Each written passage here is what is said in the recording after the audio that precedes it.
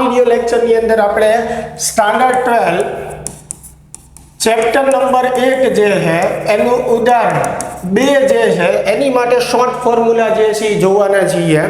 Method wise પણ આપણે એમાં જઈ શકીએ છીએ, પણ શોર્ટ ફોર્મ્યુલાથી આપણો સમય જે છે એ બચે છે. કોન્સેપ્ટ શીખવો ખાસ જરૂરી છે. કોન્સેપ્ટ શીખ્યા પછી તમે શોર્ટ ફોર્મ્યુલા જે છે એ એપ્લાય કરી શકો છો, જેથી કરીને ઓછા સમયમાં આપણે MCQ જે છે એ ઝડપથી ગણી શકીએ. ચાલો તો એ ઉદાહરણની વાત કરીએ તો આપણને એવું કીધેલું છે કે એક પ્યાલા પાણીમાં કેટલો ધન વિદ્યુતભાર અને કેટલો ઋણ વિદ્યુતભાર હોય, અને એક પ્યાલા પાણીનું દળ આપણે કેટલું લેવાનું છે, 250 ગ્રામ જે છે એ લેવાનું છે. તો જરૂરી નથી કે દર વખતે MCQમાં જ્યારે પૂછાય ત્યારે દળ 250 ગ્રામ જ હોય, બદલી પણ શકે.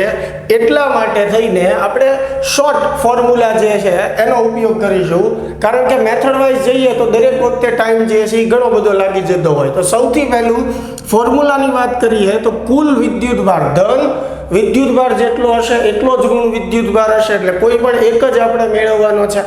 તો કુલ વિદ્યુતભારનું સૂત્ર છે N × E, જ્યાં N જે છે એ શું બતાવે છે, ટોટલ જે છે એ સંખ્યા બતાવે છે. શેની સંખ્યા? તો કે એક પરમાણુમાં રહેલા વિદ્યુતભારની. કેપિટલ N શું બતાવે છે? એક પરમાણુમાં રહેલા ધન અથવા તો ઋણ વિદ્યુતભારની. અને તમે એમ પણ સમજી શકો છો કે એક પરમાણુમાં રહેલા પ્રોટોનની સંખ્યા અથવા ઇલેક્ટ્રોનની સંખ્યા. તો કેપિટલ N અહીંયા પ્રોટોન અથવા ઇલેક્ટ્રોનની સંખ્યા દર્શાવે. ઈ ઇલેક્ટ્રોનનો વિદ્યુતભાર, સ્મોલ m એટલે દળ. કેટલા દળ માટે આપણને મેળવવાનું કીધું છે, એટલે એ દળ. Na એટલે એવોગેડ્રો અંક 6.022 × 1023. m0 જે છે એ શું દર્શાવે છે? અણુભાર દર્શાવે છે, બરાબર, જે ગ્રામ પ્રતિ મોલમાં હોય છે. તો આપણા કેસમાં n જે છે એ એક પરમાણુનો ધન વિદ્યુતભાર અથવા એક પરમાણુમાં પ્રોટોનની સંખ્યા દર્શાવે છે. તો પાણી માટે આપણને પૂછેલું છે પાણીની અંદર કેટલા પ્રોટોન હોય છે, H2O માં 10. તો n ની જગ્યાએ 10 મૂકશું, E ઇલેક્ટ્રોનનો વિદ્યુતભાર મૂકશું, સ્મોલ m એટલે 250 ગ્રામ મૂકશું, Na એવોગેડ્રો અંક જે છે 6.022 × 1023. એના છેદમાં જે છે m0 એટલે પાણીનો અણુભાર જે છે H2O નો, જે કેટલો થશે? 18 ગ્રામ પ્રતિ મોલ.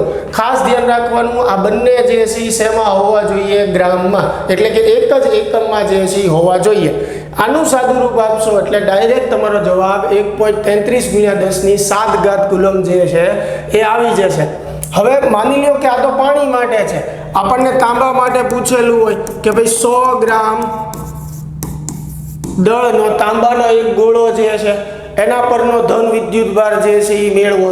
તો સીધી વાત છે, અહીંયા N જે છે એ કોની માટે આવશે? તો કે તાંબાના એક પરમાણુમાં રહેલા પ્રોટોનની સંખ્યા, બરોબર.